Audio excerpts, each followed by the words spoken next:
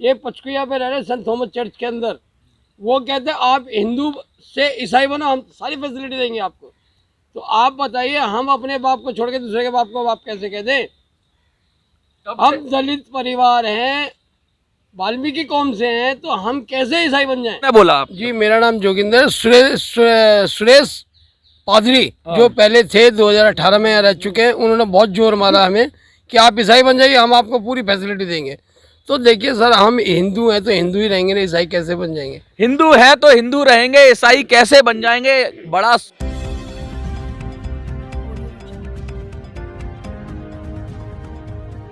नमस्कार साथियों, मैं मनोज सुराजी स्वागत करता हूं आपका मिनी संसद के मंच पे। हम खड़े हैं फ्री चर्च के पास, हम खड़े हैं संसद मार्ग के पास, हम खड़े हैं जंतर मंतर के पास, हम खड़े हैं संसद के पास और हम खड़े हैं उन दलित परिवारों के साथ जिनके साथ हो रहा है घोर अन्याय। कौन कर रहा है ये अन्याय?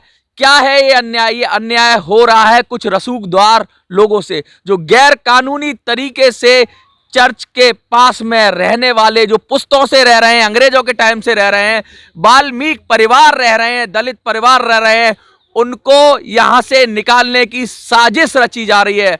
इनको बराबर यहां तक ये बात सुनने में आई है, जैसा कि परिवार दावा कर रहे हैं कि कोर्ट के जरिए इनको कह दिया गया है, चर्च के जो नुमाइंदे हैं उनको कह दिया गया है कि आप इनको इस तरीके से नहीं निकाल सकते। अगर आपके पास प्रॉपर्टी के पेपर हैं तो लेके आइए, वरना ये जहां पे है इनका पोजीशन वहीं पे रहेगा। इनकी बिजली काट दी जाती है, इनका पानी रोक दिया जाता है, इनको तरह तरह से परेशान किया जाता है। महिलाएं परेशान हैं, बच्चे परेशान हैं, और उस पर एक जो दबी हुई जो साजिश है वो ये निकल कर आती है कि आप हिंदू हो, आप बन जाओ ईसाई। जैसा कि ये परिवार कह रहे हैं, आप वीडियो में भी सुनेंगे कि अगर आप ईसाई बन जाते हो तो आपको सारी सुविधाएं मिल जाएंगी, आपकी नौकरी बहाल हो जाएगी, आपको रहने का भी मौका मिल जाएगा। तो सीधा सीधा धर्म परिवर्तन, जबरन धर्म परिवर्तन, लालच दे के धर्म परिवर्तन, डरा धमका के धर्म परिवर्तन का मामला है। बात करते हैं। मैडम ये बताइए, क्या परेशानी है आपको? बस परेशानी यही है कि हमारे घरों में लाइट नहीं आती है। ये लोग कब से नहीं आई लाइट? पहले अभी 5 मार्च 31 से नहीं आ रही है। पहले आती थी?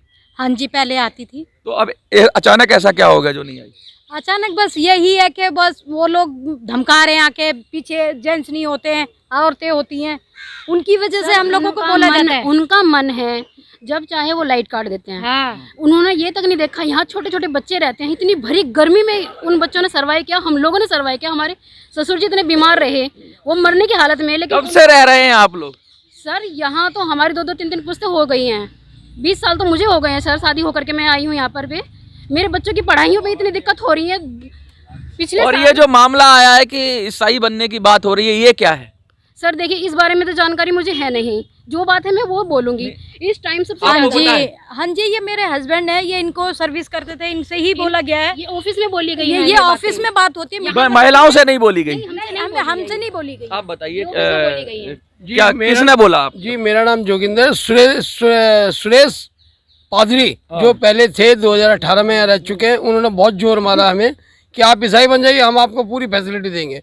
तो देखिए सर, हम हिंदू हैं तो हिंदू ही रहेंगे ना, ईसाई कैसे बन जाएंगे? हिंदू है तो हिंदू रहेंगे, ईसाई कैसे बन जाएंगे? बड़ा सोचने की बात है कि ऐसी प्रोमिनेंट जगह जहां पूरे देश में सबसे वीआईपी इलाका माना जाता हो, संसद पास में हो, वहां रहकर रसूखदार लोगों के जरिए जो ये आरोप लगा रहे हैं, अगर ये सच है तो सरकार को इसे गंभीरता से लेना चाहिए, इसकी जांच करानी चाहिए और दोषियों के खिलाफ तुरंत कानूनी कार्रवाई करनी चाहिए, कड़ी से कड़ी कानूनी कार्रवाई करनी चाहिए, और फौरी तौर पर तुरंत इन परिवारों की बिजली बहाल करनी चाहिए, जिससे मानवता के नाते इस ठंड में इनको राहत मिले, बच्चों को राहत मिले। क्योंकि ये अभी से नहीं रह रहे हैं, कोई ये भारत के नागरिक हैं, ये कोई माइग्रेंट नहीं है, ये कोई घुसपैठिए नहीं है, ये रोहिंग्या नहीं है, ये इसी देश के नागरिक है। दलित है तो क्या हुआ, इस देश के नागरिक है। और प्रधानमंत्री जब दलित के पैर धोते हैं तो उन्हें पता है कि सबसे अंतिम पायदान पे खड़ा हुआ इंसान की सबसे ज्यादा देश में कंट्रीब्यूशन करता है, सबसे ज्यादा।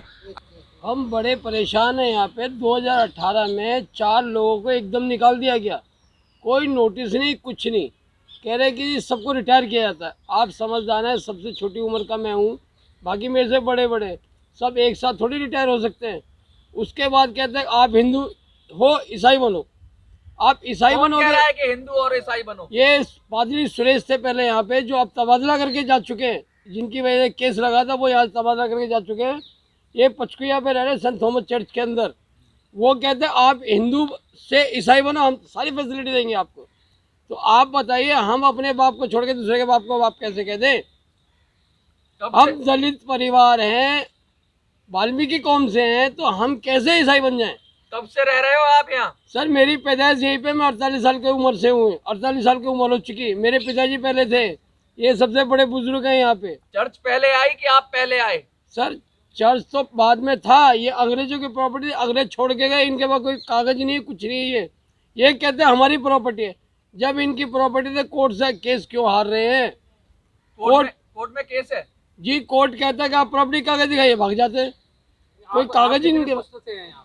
जी कितने पुस्तकों से हैं? जी मेरे दादाजी थे, मेरे पापा थे, मैं नौकरी कर चुका हूँ यहीं पे। यानी 3 पुस्तकों। हाँ जी, ये हमसे पहले हमारे बाप दादा किसको मकान दिया, हमें क्या पता किसने दिया, अंग्रेजों ने दिया, कैसे दिया, क्या दिया, हमें पता नहीं है सर।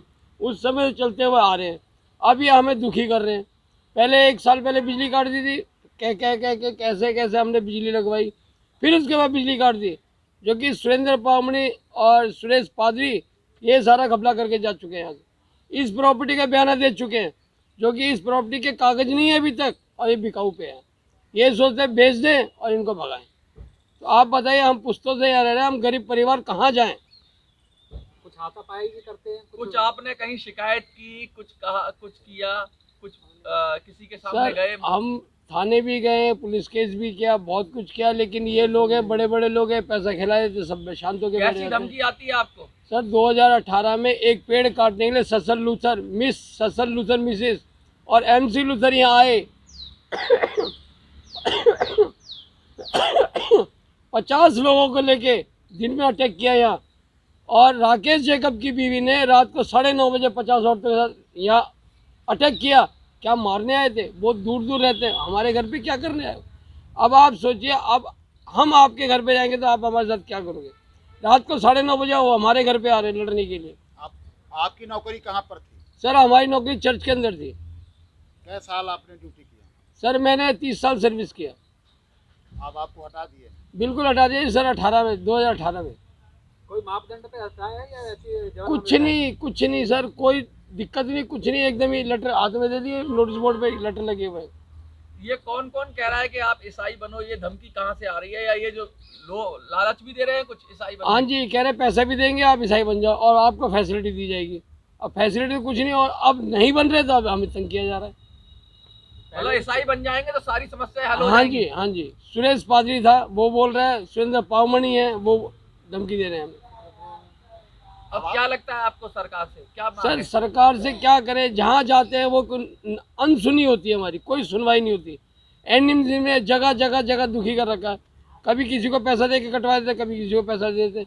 ये कहते हैं हमारी प्रॉपर्टी, कोर्ट कहता है अगर आपकी प्रॉपर्टी कागज दिखाई हम न्याय करते हैं, लेकिन पे कोई कागज ही नहीं है। वो कागज कैसे हैं आपके हाथ में जो आप? सर हमारे पे SDM कोर्ट का कागज है, जो कि SDM कोर्ट से हम 2018 में केस जीते हुए हैं। अच्छा, पूरा नक्शा है इसके अंदर, जहाँ तक हम रह रहे हैं, और पूरी हिस्ट्री है जो हमारे पास है। तो इलीगल तरीके से आपको परेशान किया जा रहा है, अनैतिक तरीके से? इलीगल तरीके से परेशान किया जा रहा है, अलग अलग धमकियाँ देते हैं, या रोज रोज आ जाते हैं, कभी मारने के लिए, कभी धमकी देने के लिए, हम पुलिस से फिकवा देंगे, सामान फिकवा देंगे, फिकवा। तो बताइए सर हम क्या कर सकते हैं? मोदी जी से क्या गुहार लगाएंगे आप? मोदी से हाथ जोड़ के हमारा निवेदन है कि हमारी प्रार्थना को सुना जाए और हमें न्याय दिया जाए। अगर आपको लगता है कि इनकी बात सही है और इनको न्याय मिलना चाहिए तो वीडियो को ज़्यादा से ज़्यादा शेयर करिए, चैनल को सब्सक्राइब करिए, चैनल को लाइक करिए, और ये बात पहुंचाइए ऊपर तक, प्रशासन तक, जिससे इन्होंने जो बात कही है अगर इनकी बात में सच्चाई है तो तुरंत जांचो, और ज़्यादा से ज़्यादा इसको शेयर करेंगे तो इनको लगता है न्याय मिलेगा।